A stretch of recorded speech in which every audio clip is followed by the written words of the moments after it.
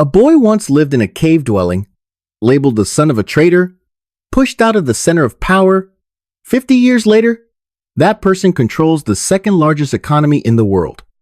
He does not only lead 1.4 billion people, he controls global supply chains, controls strategic capital flows, and is reshaping the rules of international finance. The question is not, how did he climb to the top of power? The question is, what did he learn from the years of purge, exile, and exclusion from the system?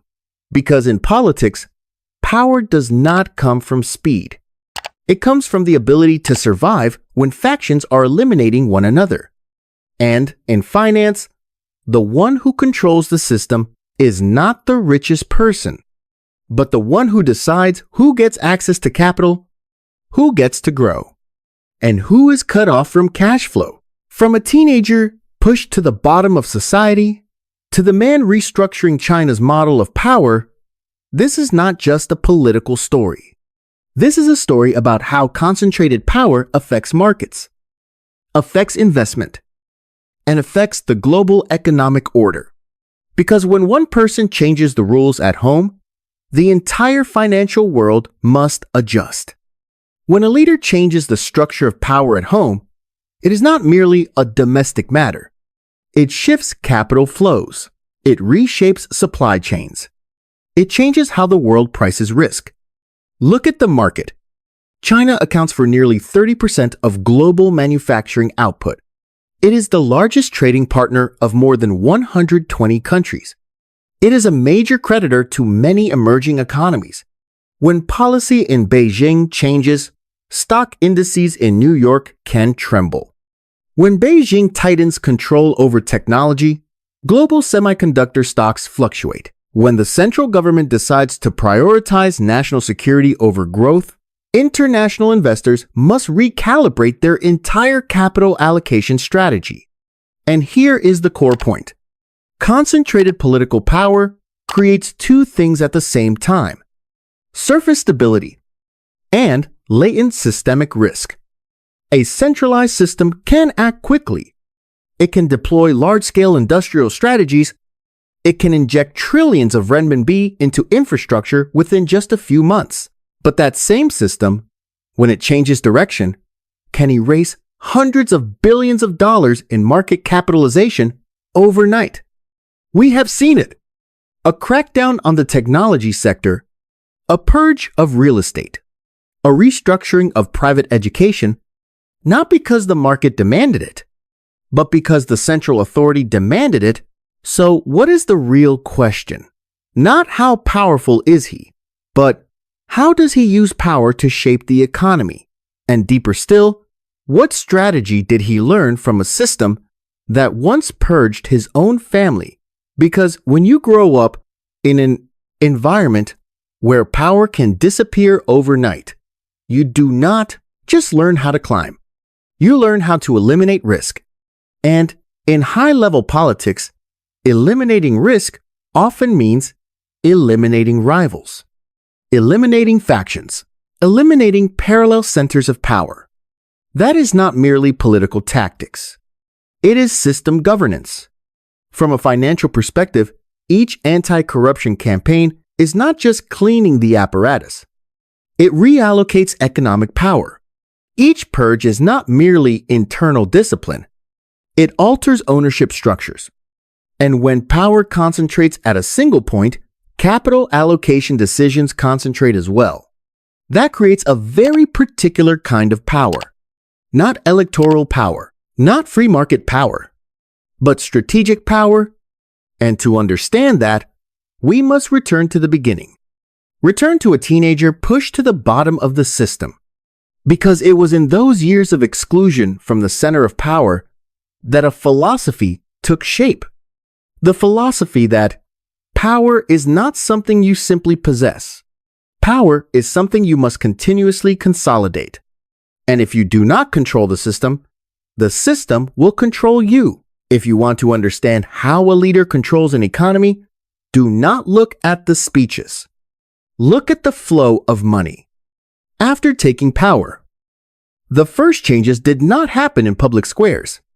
They happened inside the banking system, inside financial coordination committees, inside the structure overseeing state capital, inside decisions about who gets access to credit and who is cut off.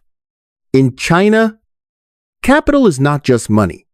Capital is a strategic instrument. The largest banks are state-owned. Sovereign wealth funds hold stakes in core industries. Technology conglomerates depend on licenses and policy approval. What does that mean? It means that when the center of power shifts its priorities, the entire financial ecosystem must pivot accordingly. A clear example. For more than a decade, real estate was the primary engine of growth. It accounted for nearly 30% of GDP when including related supply chains. But when the central leadership decided that housing is for living in, not for speculation, credit flows were tightened. Property conglomerates that relied on debt to expand were cut off from financing. Within just a few years, names once considered too big to fail fell into liquidity crises. The bond market wavered. Foreign investors pulled out. The financial system had to reprice national risk. That was not a natural market fluctuation. It was a restructuring of power through credit control. Another example, the technology sector. Internet companies were once encouraged to maximize growth, to list overseas, to raise tens of billions of dollars in global capital. But when data was viewed as a strategic asset and national security was placed above pure growth, regulations changed. IPOs were suspended. Licenses were reviewed. Business models were adjusted. Hundreds of billions of dollars in market capitalization evaporated. The message was clear. Growth can be encouraged, but it must never surpass political control. This is a crucial difference. In liberal economies, markets discipline governments through capital pressure. In a centralized model, the government disciplines markets through control over capital allocation. That creates a distinctive investment environment. Stable when strategy is clear, but volatile when priorities shift. Then comes the international dimension, the Belt and Road Initiative. Trillions of dollars committed to global infrastructure. Railways, ports, energy. Not merely economic projects. It is an expansion of financial influence. When a country borrows to build a port with Chinese financing, it is not just taking a loan. It is binding its system to another center of power. That is, geopolitics through finance. And as competition with the United States intensifies, the story moves to another level. Trade war. Semiconductor technology restrictions. Controls on advanced chip exports. Global markets begin to reprice supply chain risk. Investment funds reassess their exposure to Chinese manufacturing. Multinational corporations diversify to Vietnam, India, Mexico, not because profits collapse overnight, but because political risk becomes a financial variable, and this is the most important point. When power is highly concentrated, the ability to make rapid decisions is an advantage, but it also increases policy risk. A single directive can change the rules of an entire industry. For international investors, that is the most difficult factor to quantify. You can forecast inflation, you can model GDP growth, but you cannot easily model political will. So, when analyzing the rise of such a leader, we are not merely analyzing an individual. We are analyzing how power and finance intertwine. Political power determines capital allocation. Capital allocation determines growth. Growth determines global standing. And in that chain, a shift at the top of the pyramid can cascade through the entire economic system. The big question is not whether this model is effective in the short term. The question is, when growth slows, when the population ages, when public and corporate debt pressures increase, how will a highly centralized power model adjust? Because financial history shows one thing. Power can control markets for a time, but markets, in the end, always reflect economic reality. And when those two drift too far apart, volatility becomes inevitable. So, what happens when political power and the financial system merge into one? The answer lies in how anti-corruption campaigns are executed. On the surface, it is an internal disciplinary campaign. But from a political economy perspective, it is a restructuring of financial power. When millions of officials are investigated over a decade, the message is not sent only to the administrative apparatus. The message is sent to the market. From an investor's viewpoint, this creates two parallel effects. The first effect, reducing corruption, improves long-term transparency. Research from the World Bank indicates that corruption reduces the efficiency of capital allocation and suppresses productivity. The second effect, when disciplinary actions appear selective, markets interpret them as political signals. And when political signals become dominant factors, asset prices begin reacting not only to earnings, but to power risk. The International Monetary Fund has repeatedly emphasized that one of the greatest risks for emerging economies is not inflation or growth, but policy uncertainty. In economies where power is dispersed, policy changes occur slowly and pass through multiple layers of oversight. In a centralized model, policy can shift quickly, but that very speed increases expectation volatility. This was especially evident during the adjustment of the technology and private education sectors. Within months, industries once valued at hundreds of billions of dollars were subjected to tightened operating models. Not because profits suddenly collapsed, but because strategic priorities changed. Studies from the Bank for International Settlements show that when policy risk rises sharply, international capital tends to demand a higher risk premium. That means the cost of capital increases. And when the cost of capital rises, the pace of corporate expansion slows. This is the core point. A centralized power model can optimize long-term objectives, but in the short term, it alters the structure of risk pricing. Another factor that cannot be ignored is debt. According to data from the International Monetary Fund and the Institute of International Finance, China's total debt, including government, corporate, and household, has risen rapidly over the past 2 decades. Especially after the global financial crisis of 2008, this is not unusual for an economy undergoing rapid industrialization. But when growth slows, the capacity to absorb debt becomes a major question. Here again, strategy of power and finance intersect. A centralized system can coordinate debt restructuring quickly. It can require state-owned banks to provide liquidity support. It can adjust growth targets. But it must also maintain the confidence of international markets. Because the world's second largest economy cannot operate in a state of complete financial isolation. Added to this is the demographic factor. Numerous studies from the United Nations and the Organization for Economic Cooperation and Development indicate that China's population is entering a phase of rapid aging. Long-term growth will depend on productivity, no longer on cheap labor. And when potential growth declines, the balance between control and innovation becomes more fragile. This is a classic dilemma in development economics. How do you maintain political stability while still stimulating creativity and private investment? How do you control financial risk without suffocating market dynamism? Scholars such as Daron Acemoglu have argued that sustainable, long-term growth depends on inclusive institutions that encourage competition and innovation.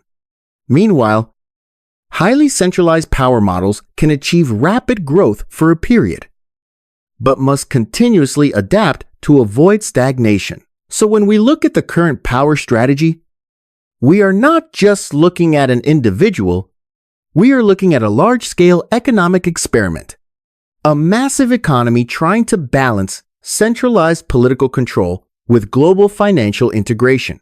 And the most important question for investors, for businesses, for other governments is, which direction will this model lean toward: flexible growth or controlled stability? Because in global finance, major volatility does not begin with charts. It begins with power structures. And when that structure shifts, global capital flows react. So what are we witnessing? Not merely the story of a leader, not merely the governance model of a nation, we are witnessing a grand financial experiment. An economy worth tens of trillions of dollars being directed by a highly concentrated power structure. And the question is no longer, who holds power? The question is, where will that power lead the economy? There are three scenarios. First scenario, strategic stability. A centralized system restructures debt, channels capital into core technologies, pushes domestic semiconductor production, reduces external dependence. In this model, growth may slow, but political stability is preserved. Markets adjust expectations, but do not collapse. Second scenario, compressed growth. When power becomes too concentrated, private enterprises grow cautious. Investment declines. Risk appetite weakens. Development economics research shows that innovation depends on competitive environments and protection of property rights. If investors feel the rules of the game can change suddenly, long-term cost of capital rises, and potential growth declines. Third scenario, strategic redirection. When internal pressures intensify, high debt, population aging, technological rivalry, a centralized system may pivot to entirely different priorities. No longer pure growth, but strategic self-reliance, no longer maximizing GDP, but maximizing resilience. What does that mean for the world? It means global supply chains will restructure, capital flows will shift along geopolitical lines. Markets will reprice national risk not only by economic data, but by power structure. And this is what makes the story extend beyond China's borders. In the 21st century, power is not measured only by military strength. It is measured by the ability to control capital, data, and technology. Whoever controls credit flows controls payment platforms, controls semiconductor supply chains, controls strategic leverage. And when financial power and political power converge at a single point, the system can operate with remarkable efficiency. But it also becomes dependent on a single center. Financial history shows a pattern. Dispersed power creates noise. Concentrated power creates short-term stability. But in the long run, every model must confront the balance problem, because markets ultimately do not react to slogans. They react to productivity, to trust, and to expectations about the future. So, what is the true legacy of this power strategy? Perhaps it does not lie in the number of years in office, but in whether a highly centralized model can sustain growth within a complex economy. If it succeeds, it will redefine how the world understands economic governance. If it fails, it will become the greatest lesson of the century. And for investors, for businesses, for other governments, the important thing is not to choose sides. The important thing is to understand the structure. Because when you understand how power operates, you understand how capital flows move. And when you understand capital flows, you understand the future. Throughout modern history, empires have not risen by military strength alone. They have risen through finance, through the ability to control capital flows, to control supply chains, to control trust. The 20th century was the century of the dollar. The 21st century is still being written. This story is not merely about a person. It is about a model in which political and financial power converge at a single point, where growth is no longer the sole objective, but a tool-serving strategy? The question is not whether that model is powerful. The question is it sustainable when confronted with an aging population, high debt, and global technological competition? Financial history teaches us one simple lesson. Power can steer markets in the short term, but markets, in the end, steer history. And when power becomes absolute, every mistake also becomes absolute. If this model succeeds, it will reshape the global financial balance. If it falters, the entire world will feel it, because in an economy as tightly connected as today's, no shock is purely local. Every major decision at the center of power spreads to markets, spreads to capital flows, spreads to the lives of billions. So the final question is not who holds power, but will that power be used to expand growth or to tighten control? And in a world where finance and politics cannot be separated, the future does not belong merely to the richest. It belongs to those who understand most clearly how power and capital flows operate.